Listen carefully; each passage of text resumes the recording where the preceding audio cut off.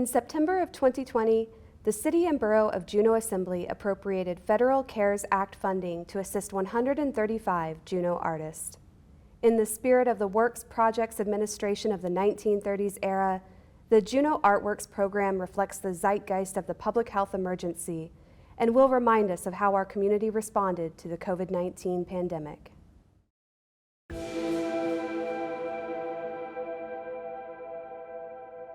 My name is Larisa Manewal, and I worked on two different projects, the first of which was a photography project featuring 1 square mile of Juneau, starting from Harris Harbor down to the tram and then all the uphill areas.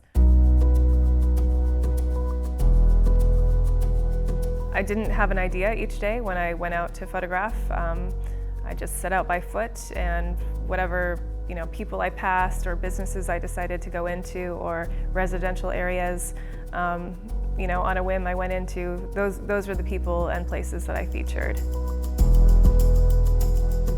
So as I walked around and asked people if I could take their picture, I would ask them if they had anything to say, and I tried to do just direct quotations, so I didn't paraphrase what they were saying. I thought it was important that I kept their voice exactly as they had said it. But I gave everyone the option that was in the project that if they had something they wanted to say, I was happy to quote them. I think I just wanted to get a really accurate pulse on what I was feeling and what I felt the community was feeling during that time in early COVID. There were a lot of winter storms. People had, their shops were open, but they didn't have a lot of business. So there was a lot of stress. People were really leaning in on their pets and family for support. So I just tried to capture that as accurately as possible. I just used one lens, which is this camera and this lens I have here. So it's a wide angle lens. So I wanted them to be environmental portraits and have those little bits of information about, is it a yard, is it a business, just the greater environment, and not just be a classic portrait. It is digital, but a lot of people think it looks retro or like a film camera. So I think by nature of not being a huge SLR, it's less in people's face. Plus, I went to photography school back when it was film, not digital. And the trick I learned was you always pretend you have a roll of film in and let people get comfortable. So you're not actually taking pictures initially, or you are, but they're not the ones you want, until people relax a little bit. I had so much going on in my own life, having lost my primary job and then my secondary income as a direct result of COVID. I think there was a rawness to my approach with people, and they got that, especially a lot of the downtown merchants, because I was in tourism. A lot of them, their shops were local, but also, a lot of their income came from tourism. So I think that shared understanding of how these times were affecting us, that contributed a lot. With Colette Costa, who I asked because she's a small theater owner, and business was not as usual. She was having to be creative and do outside theater in the worst weather. And I was just gonna feature her in her theater. And then when I went in, she told me to run upstairs to grab this step stool. And then I saw the Scream mask. And so I asked if she would put it on. I did not plan that, but for some reason it both made me want to laugh and cry, and I think it just captured just the chaos of the time and the instability, and you try and find the humor, the lightness, but also it was just crazy times.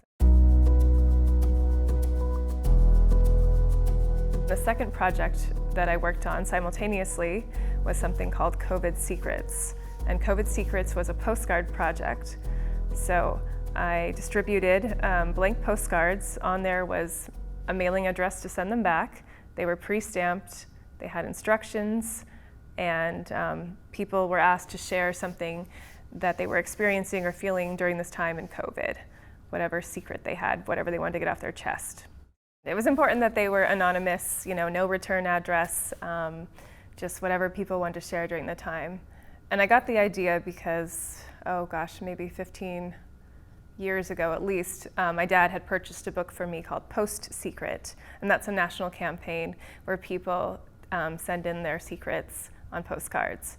And in that case, they tend to artfully and heavily decorate them. And then the man who who has created that project. He's come out with a few volumes of books based on those post secrets. So I wanted mine to be specific to that time, early COVID, and about people's experience during early COVID. I think 55 came back, if I remember correctly, something in the mid-50s. And sometimes, you know, you could tell a kid did it. I remember one saying that they loved not having homework. There was one with a bunch of raindrops and words in the raindrops, and it was all the things they were feeling during the time. People got political and talked about the divide amongst family. One person said they were getting to know their dad better, having a better relationship with their dad. I know there was at least one card talking about how grateful they were for the nature, the trails, that open fresh air we have in Juneau, and that just elbow room. You know, and we were very lucky to have all that elbow room compared to other places. I also partnered with Abel Ryan. I asked him if he would like to collaborate, and he was willing when I shared what my idea was, and he made an incredible bentwood box to house those COVID secrets, those postcards with people's secrets on them. I thought what they were placed in for that idea of a time capsule was really important. I wanted it to be beautiful and of this area, and so he came to mind as an artist. I respect his work a lot. He's a Tsimshian Artist, and even then he still surpassed my expectations. It was absolutely stunning what he created. You know, there's a lot we want to forget about those early days of COVID, and it was a really scary time. But there's also a few things that we could probably carry on. You know, people were more in touch with their families, a lot of kids moved home, or people moved near their parents.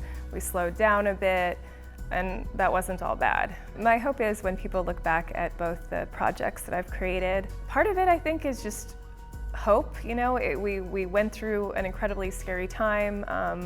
We are starting to emerge on the other side of things. Things do get better, everything is temporary. Throughout history we've had these times of war and pandemics and things, but this too shall pass. And then also just for people to reflect and keep some of those lessons of the early pandemic that were actually beneficial.